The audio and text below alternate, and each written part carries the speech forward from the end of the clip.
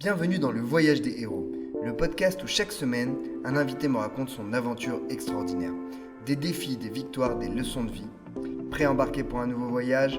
C'est parti. Bienvenue dans ce nouvel épisode du Voyage des héros, le podcast sur le storytelling. Aujourd'hui, nous sommes avec Cyril Lefebvre, qui aide les entrepreneurs à développer leur communication grâce à la vidéo. Et Cyril, le héros du jour, va nous raconter son voyage. À toi, Cyril. Salut Mohamed, bonjour à toutes et à tous. Merci infiniment de me recevoir dans ce podcast. J'espère que vous allez passer un bon moment. Raconter mon histoire, c'est parti, hein. Exercice hyper intéressant. Mon histoire, elle démarre en 2013. À cette époque-là, je suis à Paris. Je vis à Paris avec ma copine. Tout se passe bien. Je suis dans le début de ma vie active, sortie d'école de journaliste. Donc j'ai mon premier job dans une rédaction. Enfin bref, la vie parfaite. Arrive l'été, j'organise un week-end avec 2 amis à moi à Barcelone. On décide de partir tous les 3, notamment pour aller voir un match de foot au Camp Nou. Tout se passe bien, on passe un super moment. Je rentre chez moi, je rentre dans mon appartement, j'ouvre la porte, et là je retrouve ma copine qui m'attend et qui m'annonce une phrase que personne n'aimerait entendre. La fameuse phrase « il faut qu'on parle ». Donc là, je me dis « waouh, ça sent pas bon ». Qu'est-ce qui se passe ? S'ensuit une longue discussion toute la soirée où elle m'explique qu'elle sent qu'on n'est plus trop alignés dans notre relation, que notre couple n'a plus trop d'avenir. Donc c'est une sacrée déflagration dans mon esprit, parce que je ne m'attends pas à ça à ce moment-là. Donc la soirée est quand même un peu compliquée et la nuit également. Le lendemain, après réflexion, je décide, tout comme elle finalement, de se dire ouais, peut-être que finalement notre couple n'a pas trop d'avenir. Donc on décide de se séparer, sachant qu'on est mariés à l'époque. Donc qui dit séparation dit divorce. Donc voilà, on se laisse sur cette note-là. On se dit qu'on va divorcer d'ici quelques mois. Et voilà, notre histoire se termine comme ça. Ce que j'avais pas prévu, c'est que ça me plonge dans une grande détresse, dans un état émotionnel très compliqué. Alors évidemment, n'importe qui connaît une séparation, c'est toujours un peu compliqué, mais j'avais vraiment pas anticipé que j'allais vivre l'une des périodes de ma vie les plus compliquées, mais qui allait me permettre de réaliser vraiment beaucoup de choses sur ma propre vie et sur mon identité. Mais ça, j'ai découvert ça bien plus tard. La suite de cette rupture a été, comme je le disais juste ici, très compliquée, parce que j'aurais pu me dire, pour ma reconstruction, il faut que voilà, j'aille, pourquoi pas, consulter une psy, enfin en tout cas que je mette des choses en place pour essayer d'aller mieux. Mais il s'avère que je suis vraiment tombé dans une longue période, donc on est toujours en 2013, début 2014, où c'est vraiment très compliqué. Je suis dans une espèce de galaxie où je vois tout en noir, où même les petites choses qui sont positives, qui m'arrivent dans ma vie, j'arrive pas à voir le bien que ça peut me faire. Je suis pas très sympa avec mon entourage, je suis pas sympa du tout avec ma famille, qui pourtant essaie de m'aider. Et c'est assez compliqué, quoi. Ça dure un long moment, et je sens bien que si je continue comme ça, ça va pas donner un truc cool du tout, ni pour moi, ni pour les autres. Donc cette période-là dure, on va dire, quasiment 1 an. Et un jour, ma sœur m'appelle pour me dire, écoute, est-ce que tu aurais envie d'aller manger un morceau ensemble, voilà, ça peut te faire du bien, ça va te changer les idées. Donc j'accepte. On se retrouve pour aller déjeuner, et malheureusement j'arrive avec tout mon sac de problèmes, d'ondes négatives. En vrai, ça va pas du tout. Ce qui fait que le déjeuner ne démarre pas de la meilleure des façons, et très vite elle le sent. Et elle m'arrête tout de suite. Elle me dit, écoute, ça va pas durer encore longtemps là, ton histoire. C'est quand même compliqué, tout le monde essaie de t'aider, t'es pas du tout réceptif. Oui, ce que tu vis, c'est compliqué. Effectivement, se séparer de quelqu'un, c'est pas évident, surtout après plus de 10 ans de relation. On comprend, ta peine, mais ça commence à être un petit peu compliqué que tu viennes finalement gâcher tous les moments qu'on passe ensemble. Et elle me le dit de manière assez virulente. Hein. Là, je suis assez gentil. Donc moi, je suis assez scotché parce que je crois que je m'attendais pas à ça, même si je pense que j'en avais besoin, sans le savoir. Je m'attends pas à ça. Et elle quitte le restaurant sans qu'on ait mangé, en me disant cette phrase dont je me souviens très bien et qui m'a glacé le sang. Elle me dit, en plus, tu sais Cyril, il n'y a pas que toi qui as des problèmes. Là, cette phrase-là, c'est comme si elle me faisait quitter mon monde de dépression / ondes négatives / voilà, des choses vraiment très très pessimistes. C'est comme si je réatterris sur Terre et je me dis waouh, ah ouais, c'est vrai, en fait je suis pas le centre du monde. Ce que j'ai vécu, c'est pas cool, mais c'est vrai qu'en fait il y a d'autres personnes autour de moi, notamment des gens de ma famille, et j'apprends quelques jours après ce déjeuner avorté que ma sœur est aussi, elle, en train de se séparer de son compagnon. Incroyable. Là, ça me met une claque folle parce que je me dis que il faut que je sois là pour elle. Et pour être là pour elle, il faut que je me reconstruise. Donc, ce que je n'avais jamais trop envisagé depuis ma séparation commence à s'installer tranquillement dans mon esprit. Et je me dis, bon, ok, ça fait 1 an que je suis séparé, on est en 2014. Cyril, il faut vraiment que tu te bouges les fesses là, pour aller mieux, pour te reconstruire, parce que la vie est belle. Et il n'y a pas de raison que cet épisode-là vienne compromettre toute ma vie, quoi. C'est pas possible. Donc, sachant que je suis plutôt de nature optimiste, moi, je me reconnaissais plus en plus hein, dans cette période-là. Je suis quand même plutôt quelqu'un de joyeux, enfin, j'ai toujours été comme ça. Et là, c'était tout l'inverse. Ma sœur, toujours elle, me conseille d'aller voir une psychologue. Donc, c'était la collègue de la psychologue qu'elle voyait, elle, à ce moment-là. Et elle me dit, écoute, essaye, hein, peut-être que ça peut t'aider de verbaliser ce qui te fait mal au plus profond de toi-même, de mettre des mots sur cet épisode-là. Ça peut t'aider à aller mieux. Sachant que moi, je suis plutôt ouvert de nature à ce genre de thérapie. Le fait de travailler sur soi-même, c'est quelque chose qui me parle. J'y vais, mais sans non plus un entrain, sans être non plus sûr que ça va marcher à 100%. Donc j'y vais, on commence à travailler avec ma psychologue. Je me rappelle très bien de l'univers de son bureau, vraiment très enveloppant, très sécurisant. Donc je sens très vite que ça va être la bonne partenaire pour commencer cette reconstruction. Et là, on commence à travailler sur le vrai mal qui me ronge à ce moment-là. Moi, jusqu'à présent, je pense que c'est la séparation avec ma copine de l'époque, enfin mon ex-femme, puisqu'on était mariés. Et au final, on commence à remonter dans mon histoire, et il s'avère qu'il y a un événement fondateur dans mon histoire qui s'est déroulé au tout début de ma vie, puisque j'ai vécu un abandon. J'ai été abandonné à la naissance, adopté à l'âge de 4 ans, et au final, au début de mes séances de psy, je commence à comprendre que ce qui se joue réellement, c'est pas la séparation avec mon ex-femme, mais c'est cet abandon que j'ai vécu avec ma mère biologique quand je suis né en 1986. Donc là, waouh, déjà première révélation. Je me souviens très bien de cette séance-là avec ma psy, où l'air de rien, elle m'amène tranquillement sur ce terrain-là et je verbalise ça, ce que je viens de partager moi-même. Je verbalise, je mets des mots là-dessus, en disant mais ouais, en fait elle me manque pas plus que ça, mon ex-femme. Je continue quand même à faire mes trucs, mais ouais, non, en revanche, travailler sur mon identité, savoir qui je suis, d'où je viens, c'est peut-être ça le vrai sujet. Je mets des mots dessus, j'en suis pas encore très sûr, parce qu'il faut savoir que moi, jusqu'à présent, je me dis, c'est peut-être pas essentiel de savoir exactement d'où on vient. Moi, ma vie, jusqu'ici, elle est cool. Enfin, je ressens pas ce besoin-là. Donc, ok, c'est une piste intéressante. Pourquoi pas? Donc, je garde ça dans un coin de ma tête quand même, à me dire, ça serait quand même intéressant d'aller creuser cette histoire. Est-ce que je suis né sous X? Est-ce qu'il n'y a pas moyen de consulter mon dossier d'adoption? Donc, ça reste dans ma tête pendant plusieurs semaines, plusieurs mois. Jusqu'au moment où je constate que ça va toujours pas mieux en fait.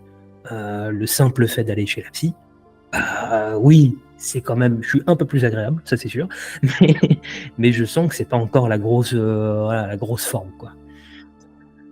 Donc, je décide, plusieurs mois après avoir commencé mes séances avec ma psychologue, de m'attaquer à ce voyage vers mon identité et vers mon histoire.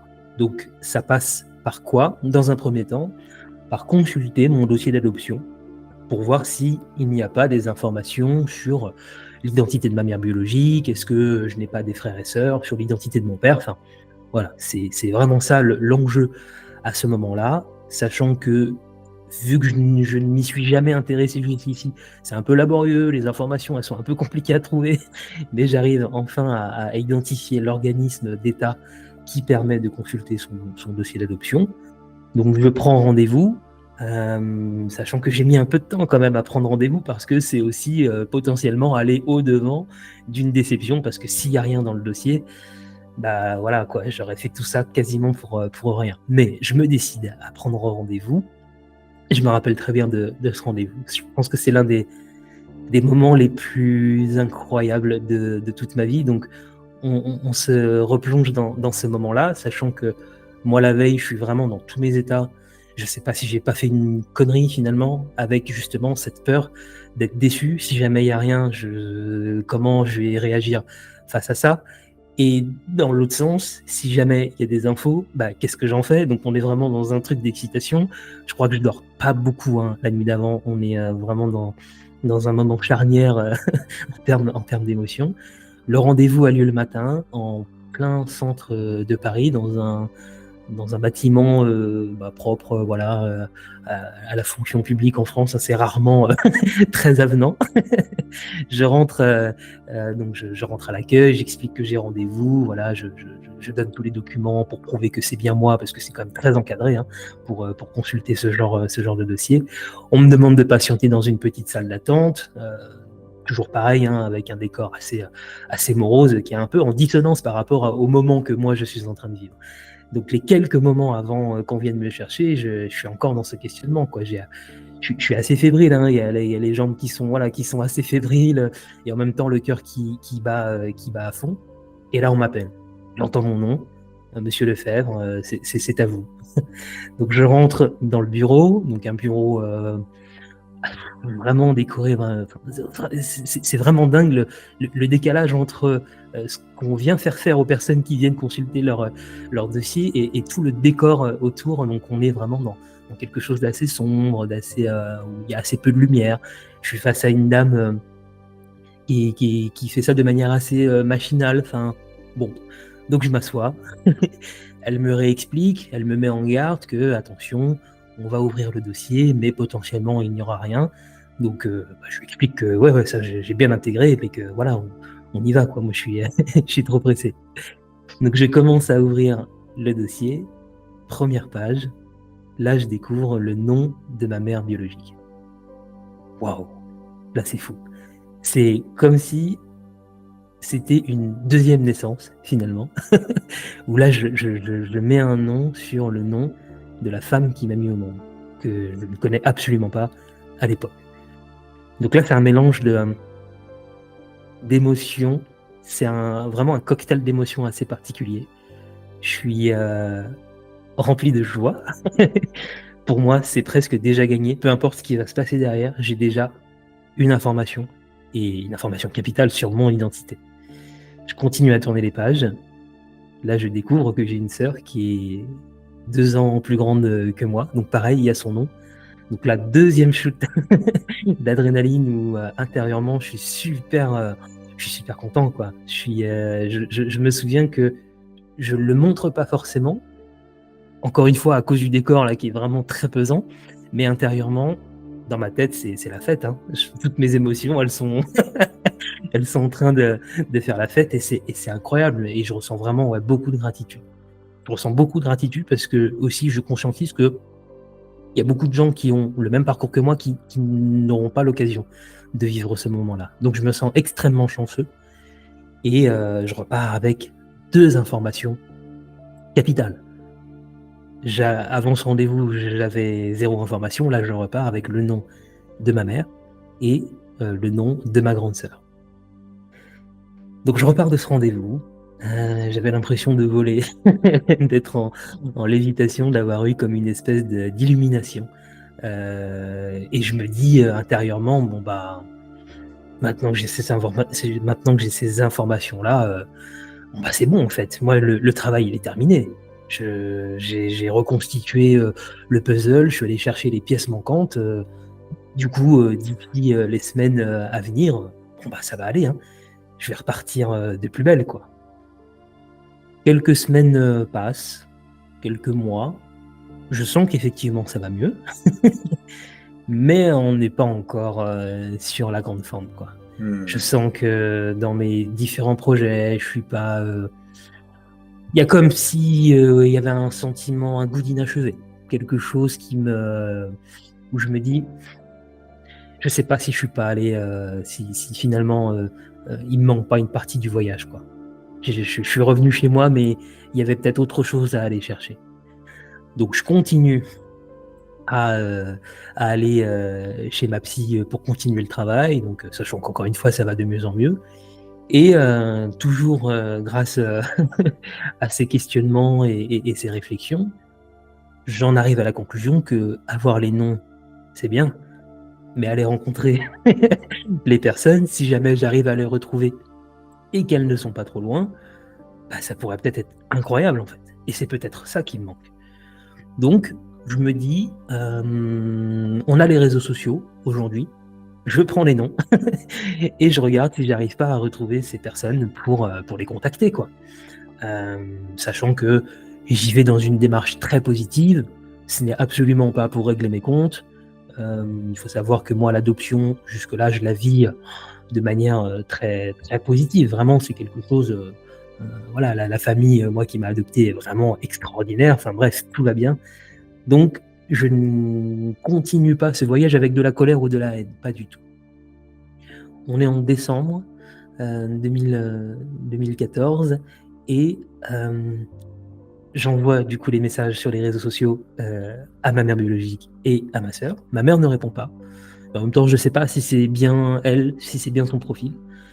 Et ma sœur, 3 semaines après mon message, m'écrit en me disant je pense que tu fais erreur.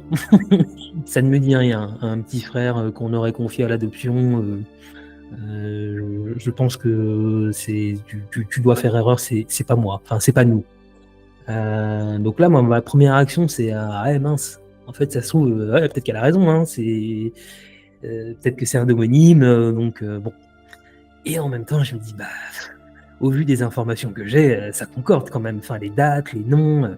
Donc je lui envoie les documents que moi j'ai pu consulter. Je lui envoie ça par les réseaux sociaux et elle me répond toujours quelques semaines plus tard en me disant j'avoue que les dates et les informations, ça pourrait coller. Laisse-moi quelques temps, je vais aller me renseigner auprès de notre mère, quoi. Et elle revient vers moi en disant bah ouais, effectivement, t'as raison, t'es bien mon petit frère en fait.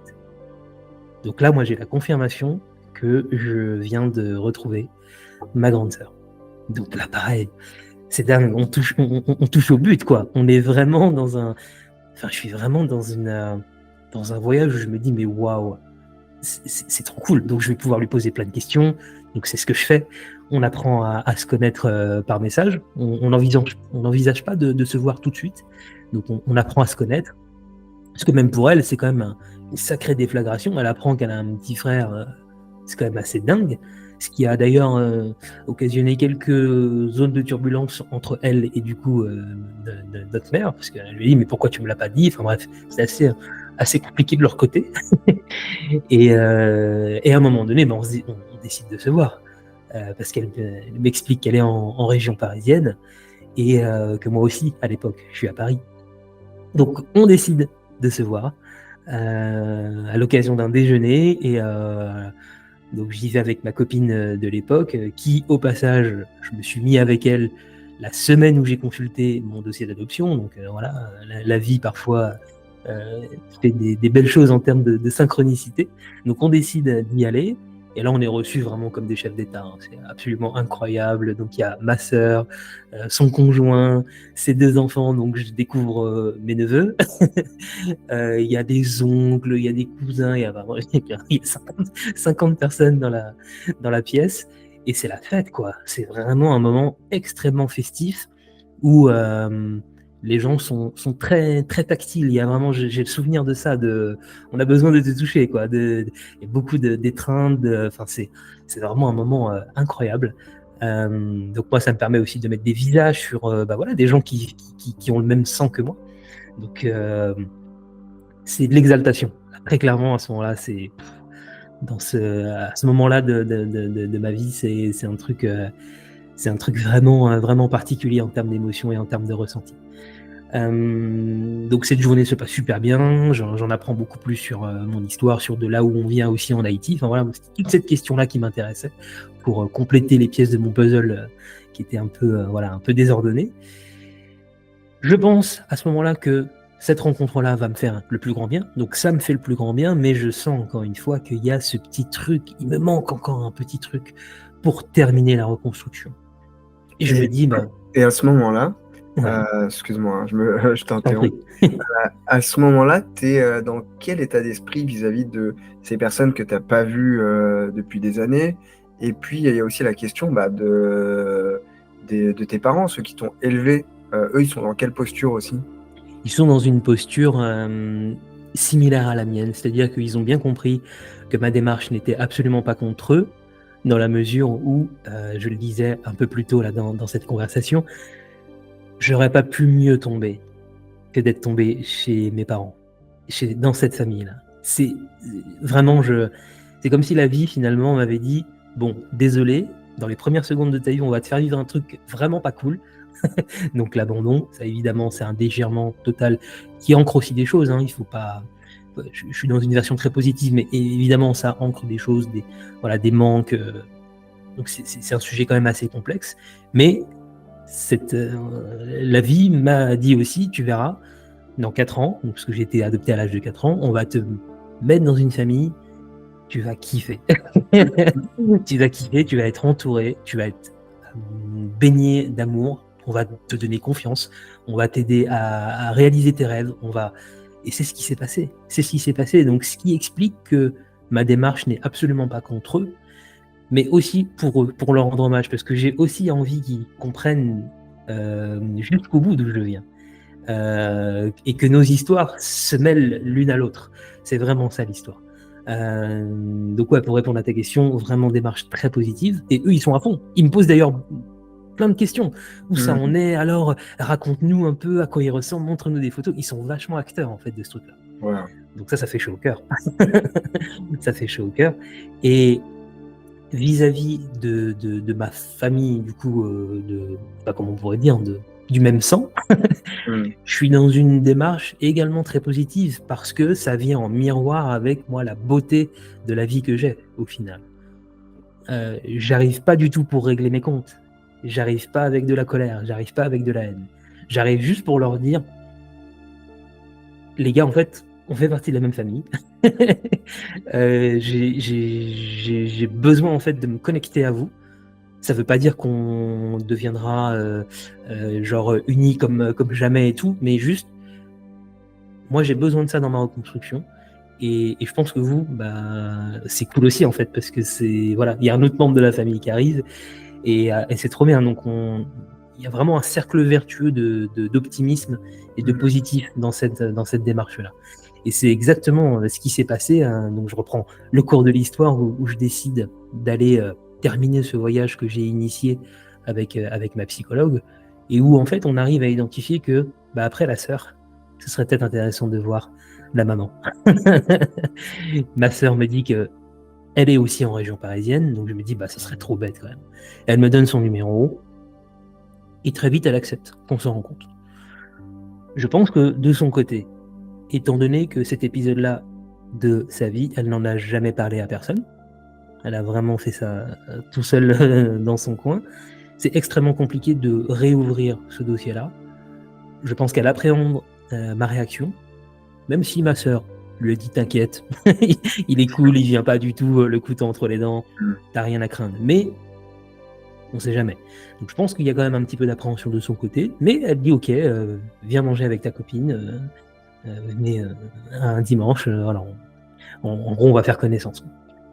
Donc on arrive en région parisienne, donc c'était à Sarcelles, dans une banlieue où là, moi je comprends aussi ce qu'aurait pu être ma vie, c'est-à-dire que je me souviens que je capte chaque détail et je me projette, ok, j'aurais pu grandir dans cet environnement-là, j'aurais pu avoir une vie cool, hein, c'est pas le sujet, mais ok, je conscientise et je me dis ça aurait pu être beaucoup plus compliqué en fait ma vie.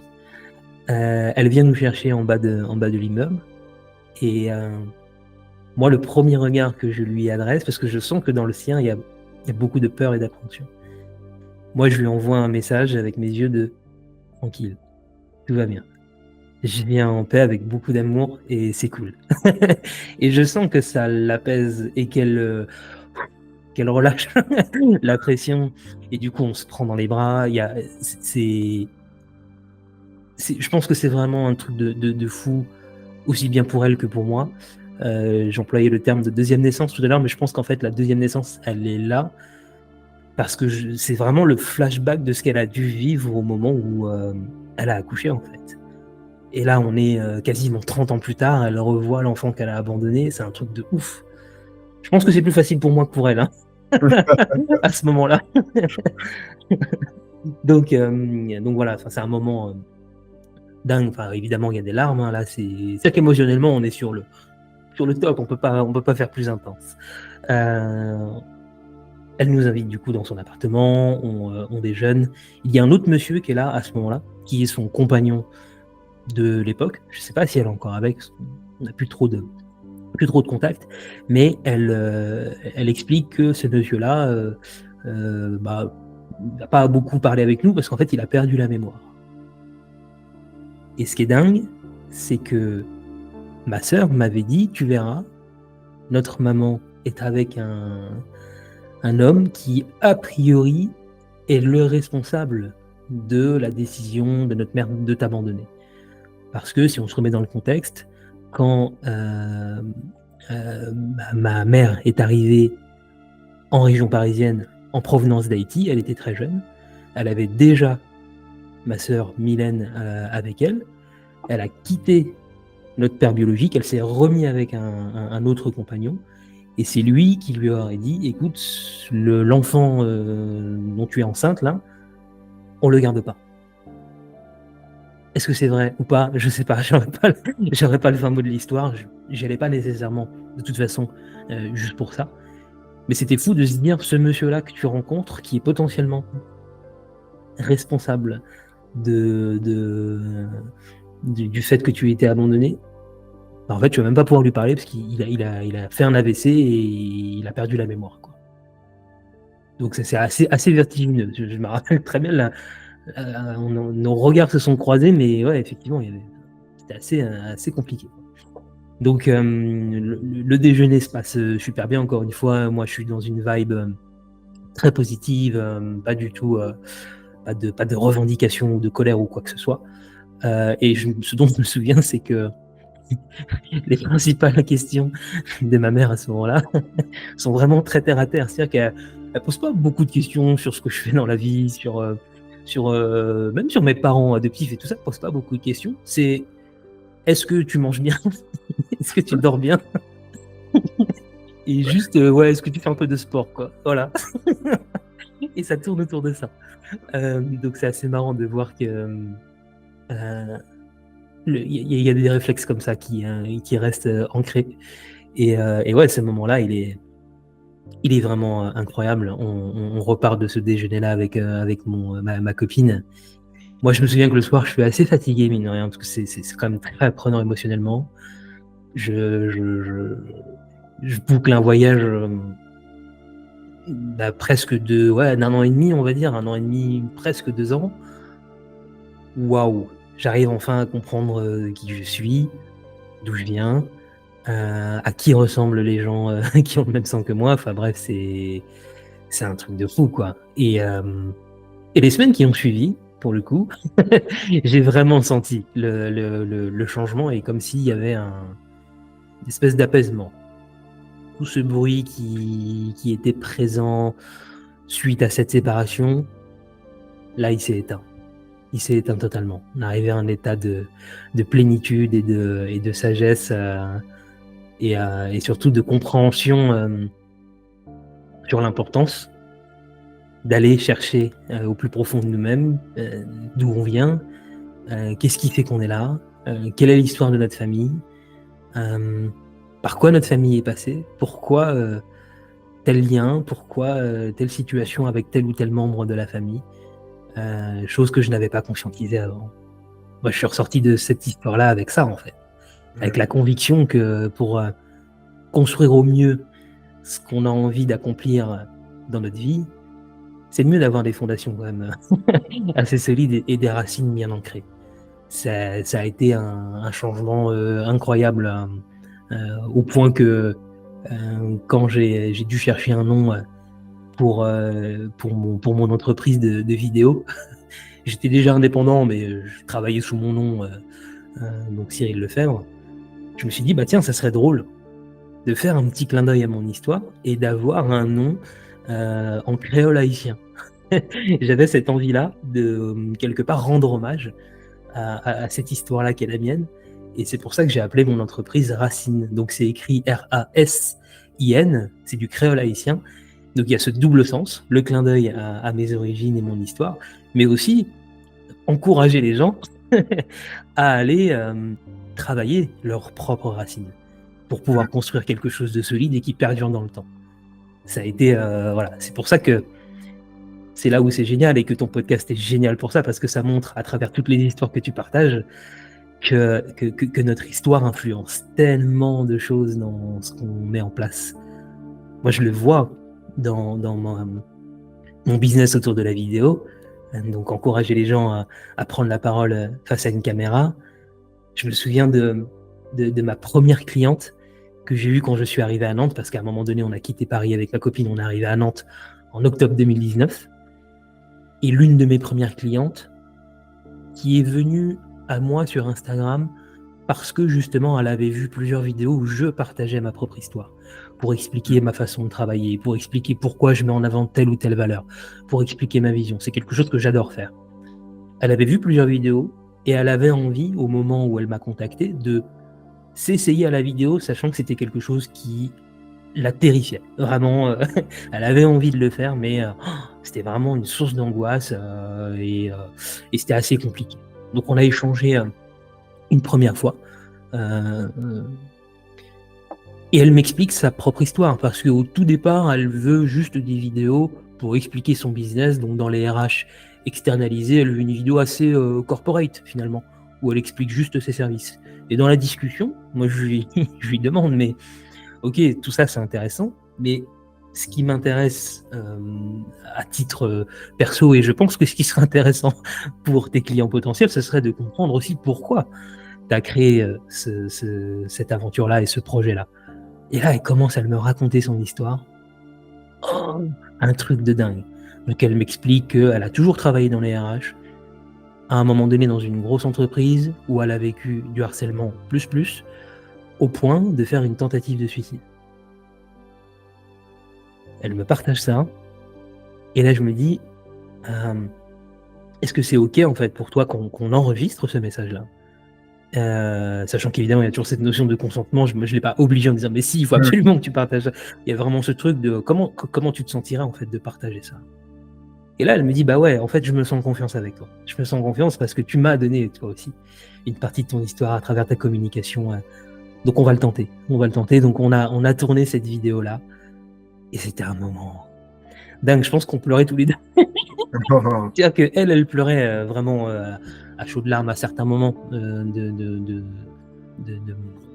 son histoire, vraiment chose assez compliquée, sachant qu'elle n'avait jamais partagé ça avant à qui que ce soit, si ce n'est ses proches. Donc le fait de prendre la parole pour raconter ça devant un inconnu quelque part, parce qu'on ne se connaissait pas depuis longtemps, et se dire cette vidéo-là va rester et va être accessible finalement au monde entier, fallait un certain niveau de confiance et, et vraiment un alignement en termes voilà, d'état d'esprit. Et je pense que c'est ça, en fait. C'est ce côté empathique qui, je pense, me caractérise bien. Voilà, le fait de ne pas juger les gens, de vraiment les apprendre à travers leur parcours, leur histoire, qui ils sont, plutôt que ce qu'ils font. Je pense qu'elle a vraiment ressenti ça. Et ça a été un moment incroyable. Et la vidéo, elle a cartonné, elle l'a mis sur LinkedIn. Et il y a beaucoup de gens qui lui ont dit, mais ça donne encore plus de sens à ce que tu fais aujourd'hui, en fait. Et c'est ça, en fait, l'objectif. Là, on n'était pas du tout sur du purement business. Voilà, grâce à cette vidéo-là, tu vas avoir 50 clients en 24 heures. C'était pas ça. C'était plus comment tu lèves le voile sur un élément fondateur, en fait. Sur un épisode de ta vie qui conditionne tout ce que tu fais aujourd'hui. Donc voilà, Mohamed, tu vois, cette histoire, elle est, pour terminer, elle est vraiment incroyable parce que je remercie, en fait, pour moi, c'est beaucoup de gratitude. C'est vraiment le mot qui me vient. Si c'était à refaire, je referais tout pareil. Je referais tout pareil. Wow. Merci Cyril, écoute, c'est magnifique ce que tu viens de partager avec nous, toute ton histoire. Et, et je trouve ça fou, cette jovialité, tu vois, que tu as dans la façon de raconter les choses, ce côté positif, parce que tu nous as raconté des choses qui, mine de rien, sont dures. Tu as quand même passé 1 an dans le noir après ta rupture.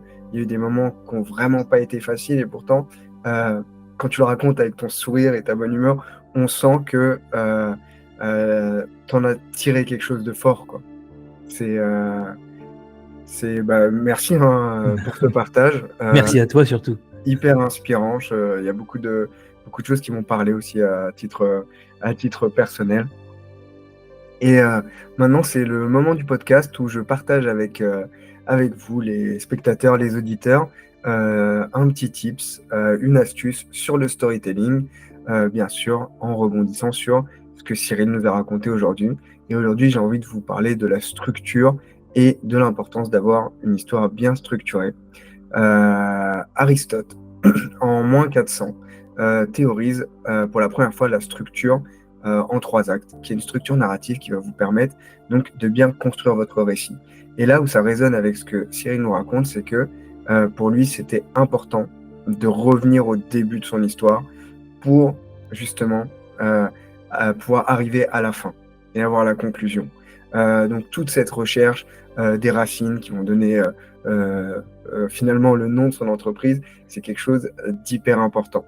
Et pour que vous ayez une histoire qui soit cohérente et qui soit forte, je vous invite à utiliser donc la structure en 3 actes. Je vais partager ça avec vous. Hop. Donc, la structure en 3 actes qui commence par exposition ou situation initiale. Donc ça, c'est le début. On a le personnage principal qui va se retrouver dans un état. Puis, il va y avoir un événement déclencheur. Cet événement déclencheur va bousculer la vie du personnage. Là, c'est le moment, Cyril, où ta femme, lorsque tu reviens du voyage, te dit on n'est plus alignés. Donc là, il va y avoir beaucoup d'aventures, beaucoup de péripéties. Il y a un truc qui revient souvent dans ton histoire, c'est que tu dis, bon, j'ai fait cette étape-là, et là, je me dis, c'est bon, je vais me sentir mieux. Mais non, il y a encore une étape, parce qu'en fait, c'est vraiment ce cheminement-là, avec les hauts et les bas, on ne sait pas encore quel va être le moment déterminant.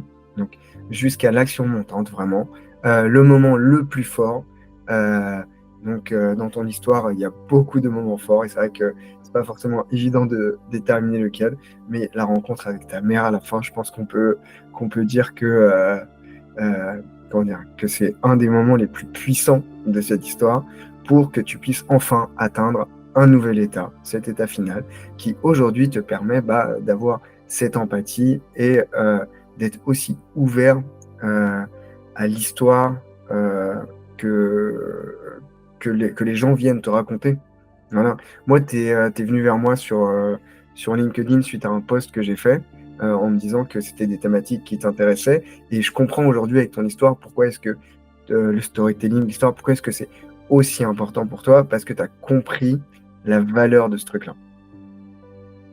Et donc, après la structure en 3 actes, on a une structure qui a été développée par Joseph Campbell, qui est le voyage du héros, et qui va décomposer cette structure en 3 actes. On va dire, on va aller plus loin pour pouvoir donner un petit peu plus de relief à l'histoire. Et c'est pour ça que ce podcast s'appelle Le voyage des héros. Aujourd'hui, c'est toi le héros, Cyril, parce que c'est vous qui nous racontez vos histoires avec les hauts, les bas.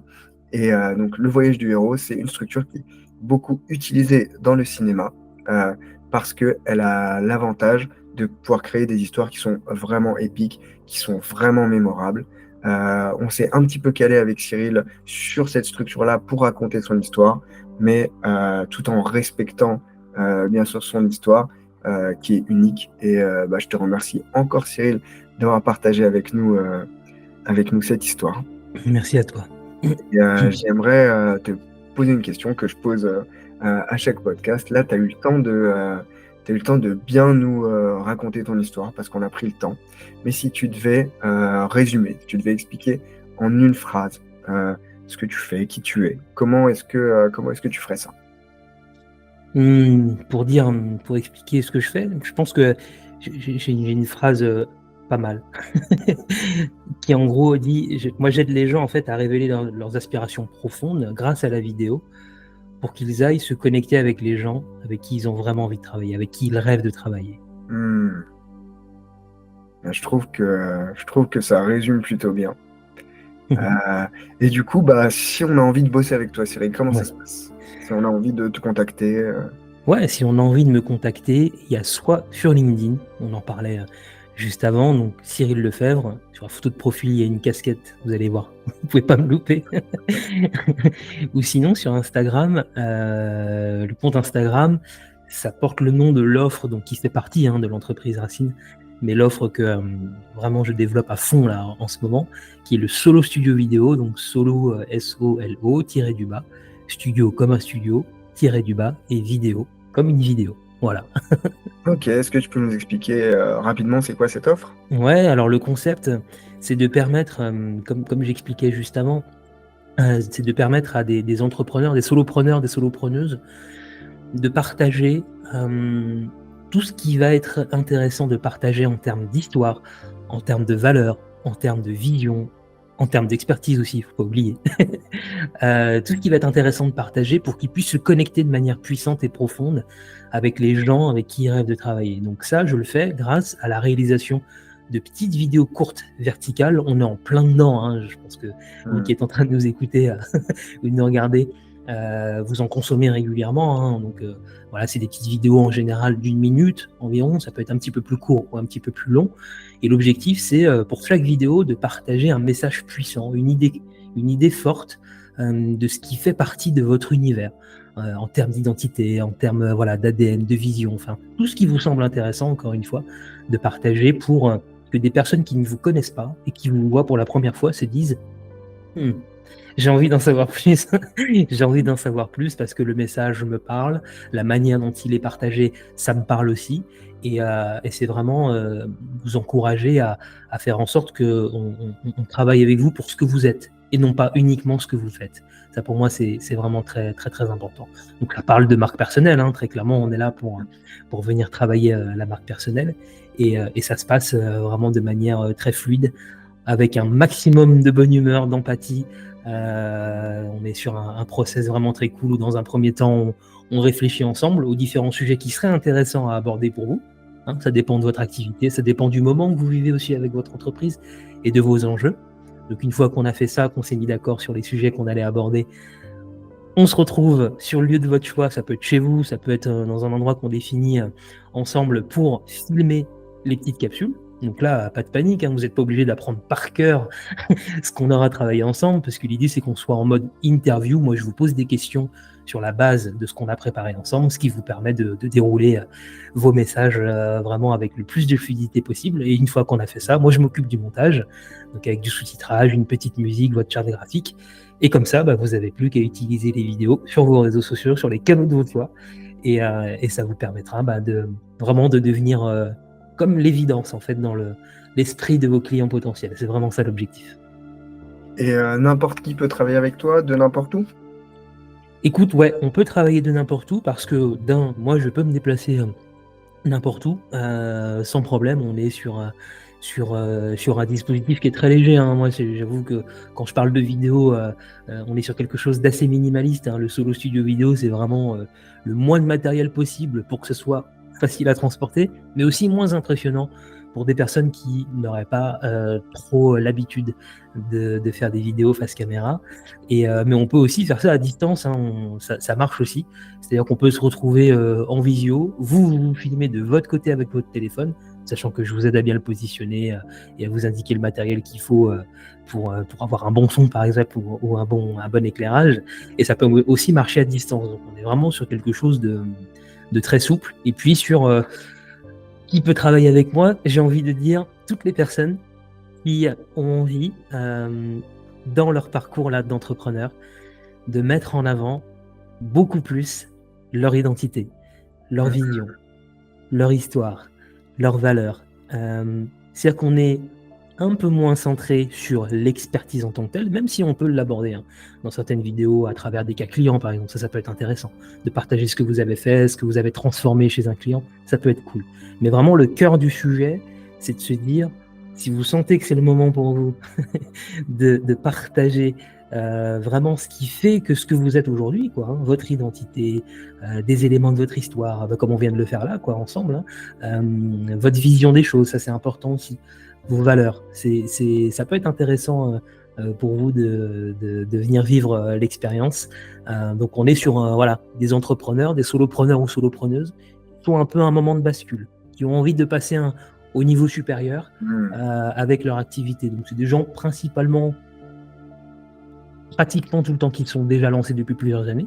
Ouais. Mais ouais, parce que c'est plus pratique, c'est plus facile d'avoir un peu de recul, d'avoir déjà des enseignements quand on est lancé depuis un moment.